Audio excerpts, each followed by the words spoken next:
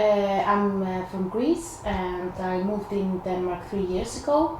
I came here to do my master's in international history, and right now I'm looking for a job related with humanities. History, literature is like the field that I studied. Geography and climate. Greece is a beautiful place. It has around 3,000 islands, it has mountains. I think it's in every people's taste. The landscapes are very beautiful, and the climate is very warm. The good thing is that there are 4 seasons in Greece. That you can see clearly the difference between the 4 seasons, and you can find in the winter you can find really nice mountains with a lot of snow, and in the summer it's warm and nice, and it's nice to visit islands. We have around 3,000 islands, and we have island for every type of person. We have islands for partying, islands for enjoying the nature. We have very big islands that can include everything. It's a destination for a lot of tourists every year, actually. Usually next to the populated islands, there are some day trips to this kind of unpopulated islands that tourists can take a boat and visit and have a swim and enjoy the nature. Since we have sun around 9 months per year, so it's very popular right now, the solar energy systems, and there are actually a lot of houses that they have their own. Even my parents, they have solar energy in their house, and we actually get warm water from the sun. And as far as I know, they also use it from like the state's electricity company, and they also give a lot of money to people that they install in their houses so they can sell them electricity. So yeah, I would say that it's something like very common in Greece. Demography and culture. We are approximately 11 million people in Greece, and our culture is very close to all the Balkan countries. And also like the Mediterranean countries, so we are kind of a mix of that. And we are around like 95% Orthodox, and actually we are very close to religion. For us, I think religion is more like a cultural element for the Greeks. Education. Education in Greece is kind of different from Denmark, where I live right now, and I had my master's here.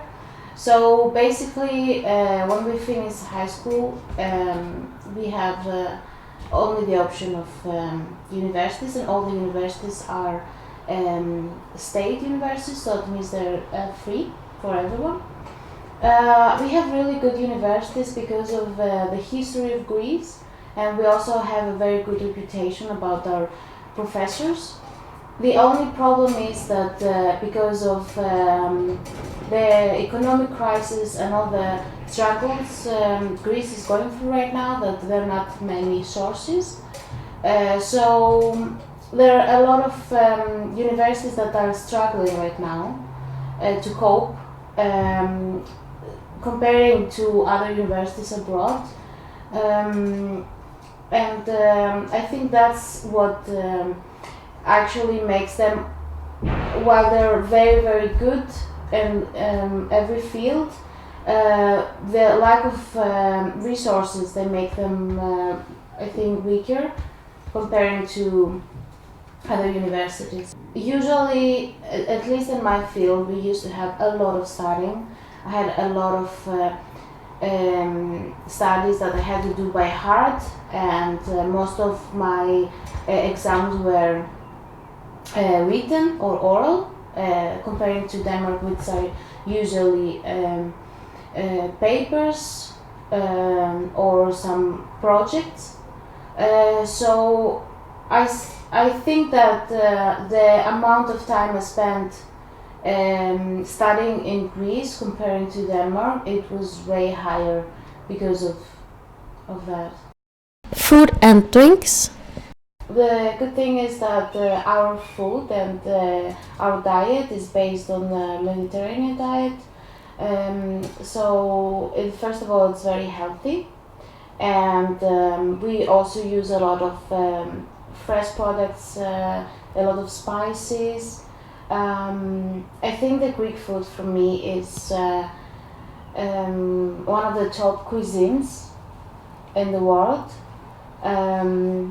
And you can understand how good food is because of the smell and the ingredients, and I don't know, Greek people are very connected with food. Always in our festivities we always have to serve food, and we always tend to exaggerate with the portions of food.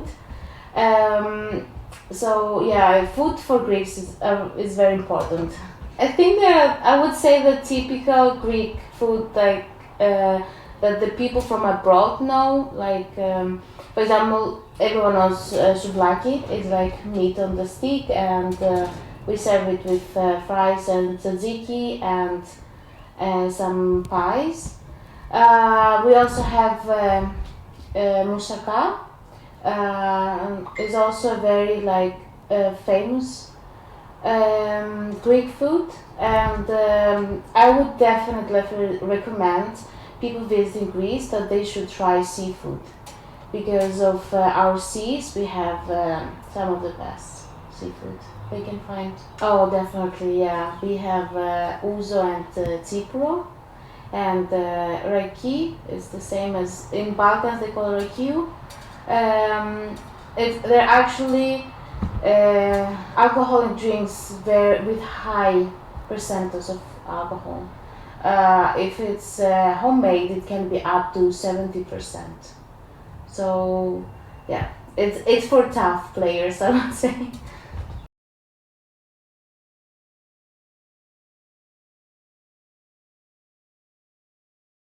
Philosophy also was born in Greece, and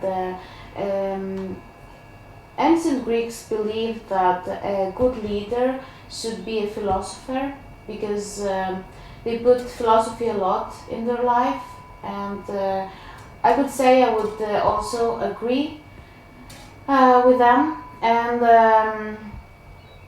I've also studied philosophy in my bachelor, and it's very fascinating the views you can get from them and from the scripts which they have remained untouched.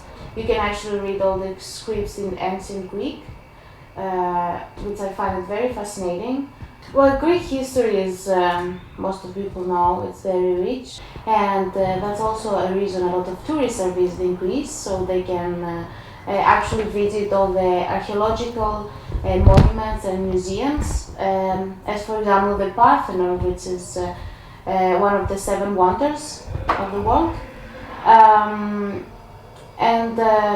Our history started very bright with a lot of important people of the history, like Aristotle and Platon and Hippocrates, and many of the fields of education they actually started from Greece, like medicine and political sciences.